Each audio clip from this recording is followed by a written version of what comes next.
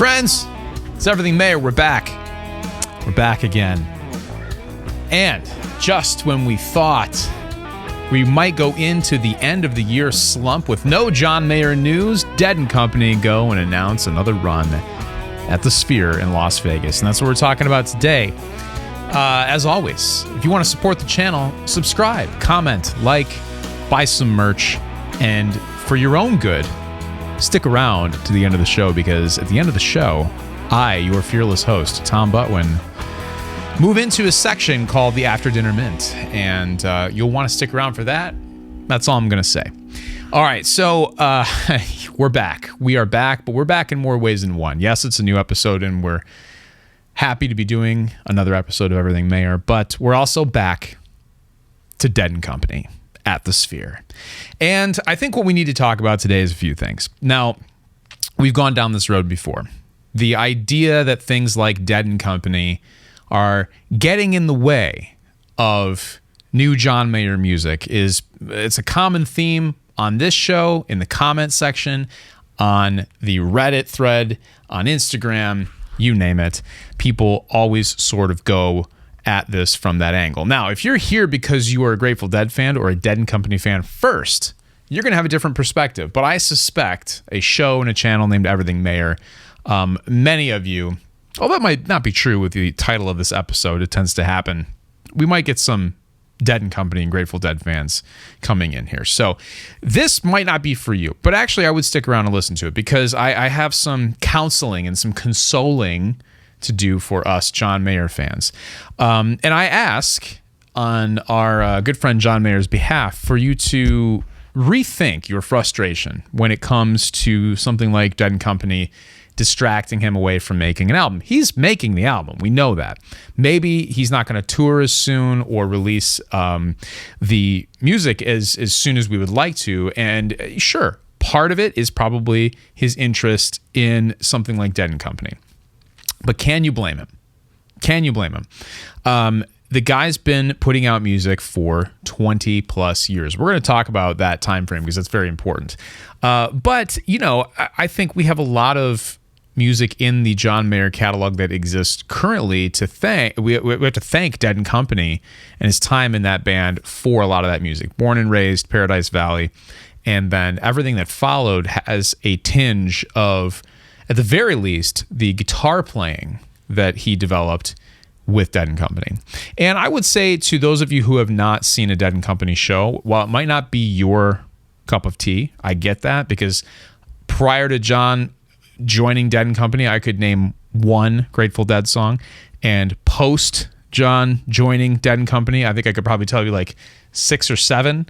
I can play 1.5 of those on the guitar, so it's like it's not a huge interest thing to me. But I've seen them twice, and both times, what I realized going into that show is I get to see my favorite guitar player play, and I saw it described on Reddit as this, basically a 2.5-hour guitar solo, and that is pretty awesome. Because the prospect of getting to hear one of the legends in the making guitar players play that much and focus that much on his guitar playing only, he does sing obviously with Dead & Company, but is pretty cool. So that's what I have experienced going to see Dead & Company. I wonder if you've experienced the same thing. Now here's the part where I want to counsel and console and maybe bring some perspective to this, and just tell me what you think about this. But 22 years ago, Inside Wants Out, which was John Mayer's first EP of the solo career era. I mean, like, he had a duo before that, which shared some of the songs that eventually became John Mayer songs, and, you know, a couple other projects and things like that. But John Mayer, solo artist proper, we'll say, started officially in 1999. That's 22 years between 1999 and when Sob Rock came out, which is the last time we got new music from Mr. Mayer. Now, I'd like to point out that he recently interviewed Billy Joel.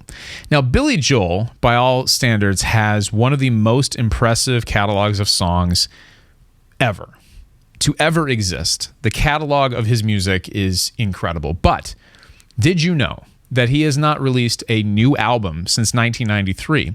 And his main catalog was released from 1971 to 1993, which is, you guessed it, 22 years. So I'm not saying that John Mayer should never release another album, but I think we have to keep it in perspective. He is 47 years old. He's young. I'd like to think he's young because he's only like 7 years older than I am.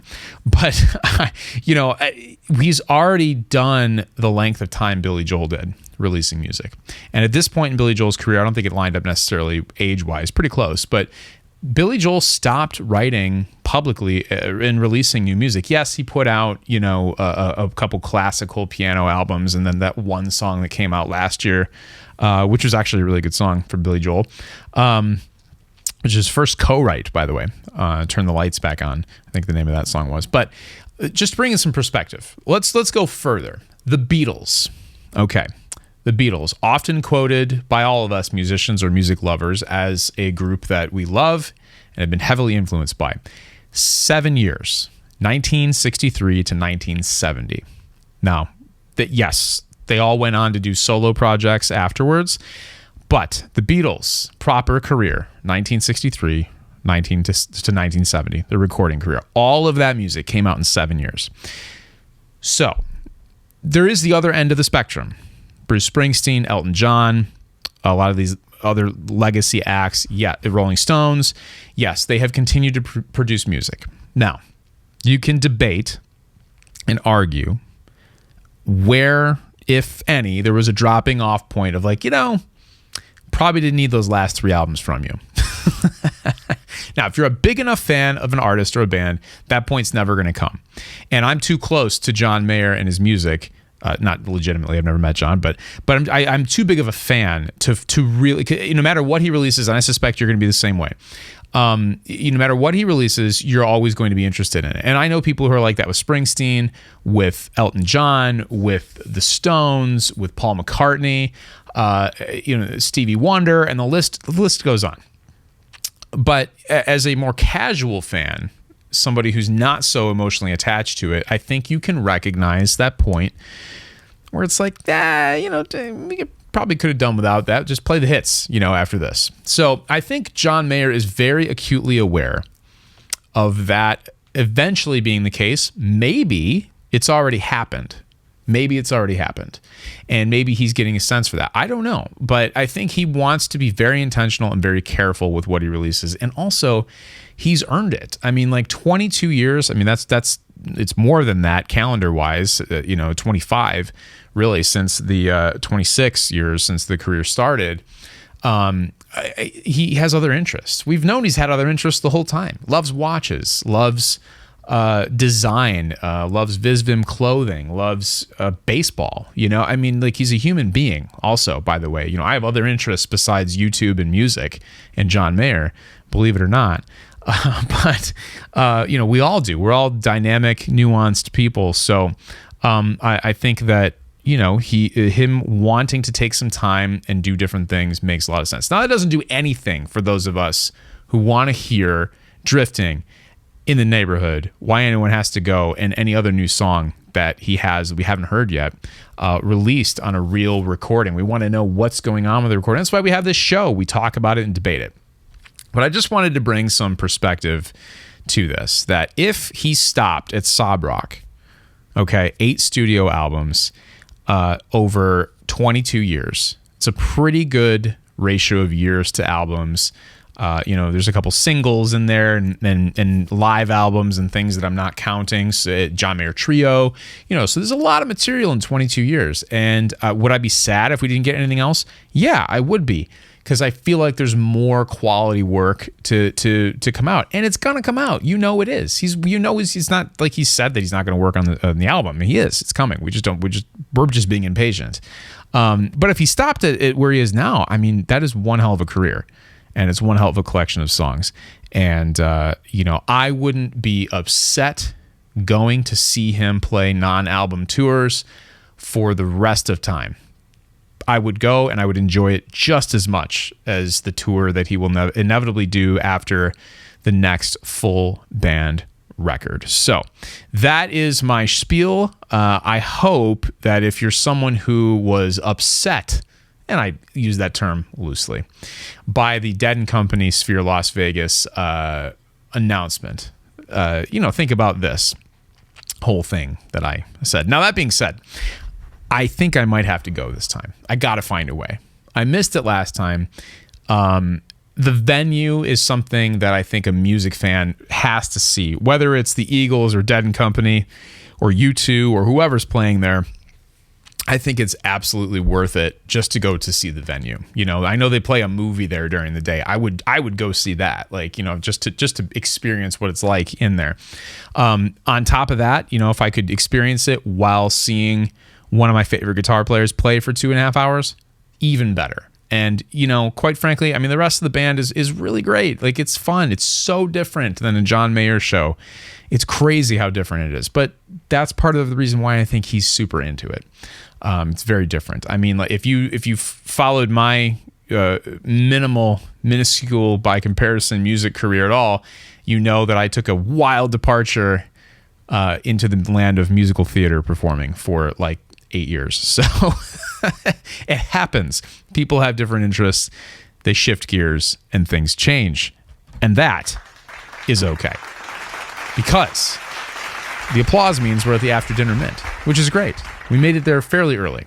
And if you're still listening, I appreciate it. If it's your first time here for the after dinner mint, this is the section of the show where I assume that if you've listened this far, and oftentimes it comes a little bit later than it is right now, but I assume that you are committed, and I appreciate that you are committed. And many of you have joined as members, picked up some new members, which is great. Thank you so much.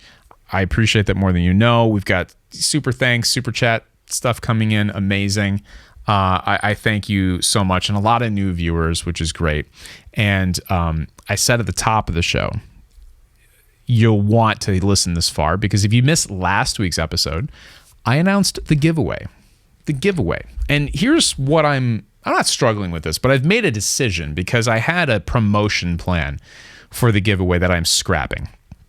And if you don't know what the giveaway is, go back and listen to last week's episode, or continue listening here, because I will retell you in the after dinner mint. But what I didn't want to do with this was put it all over my Instagram, put it all over my main channel, and talk about it up front in these episodes. I'm just going to be honest with you, because I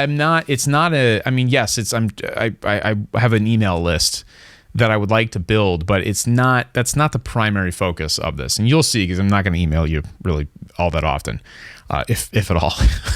But the focus is that I have the opportunity to give away some things, and I want them to go to people who are committed to this show and committed to my other channel. So I figure the best way to do that, given the experience I had the first time I did the giveaway on my main channel, is to kind of bury it in these episodes. So if you've listened to this far, the link is in the description below to enter for the giveaway. It goes to from now until December 30th, 2024. So if you happen to listen to this after that, sorry, you missed it.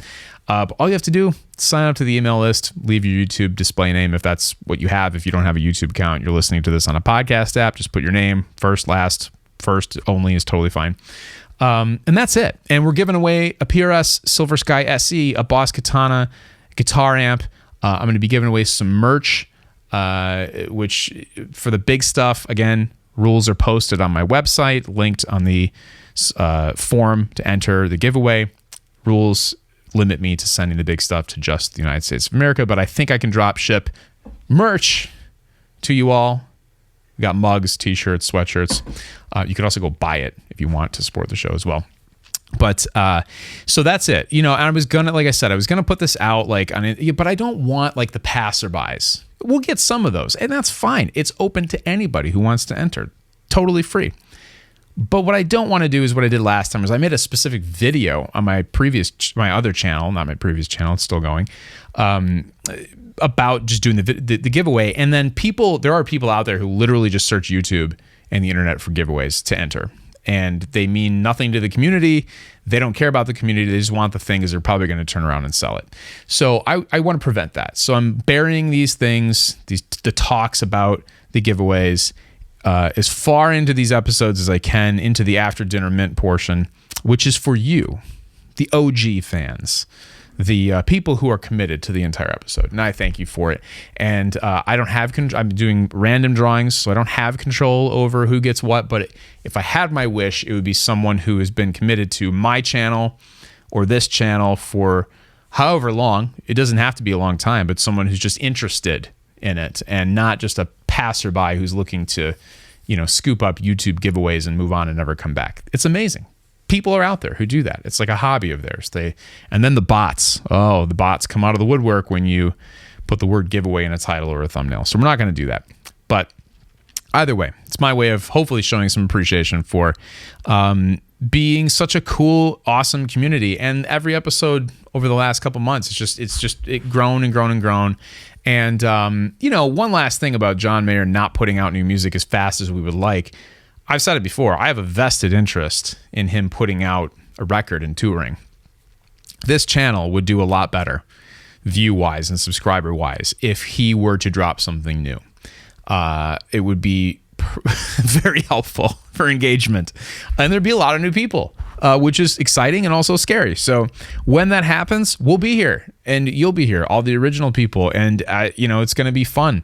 Be welcoming a whole bunch of new people, hopefully, into the Everything Mayor community. And until then, enjoy the lessons, or the episodes we have, and the lessons that I've taught you in those, of course, to include today, and the examples of some pretty prolific songwriting careers that haven't been nearly as long, timeline-wise, as you might think.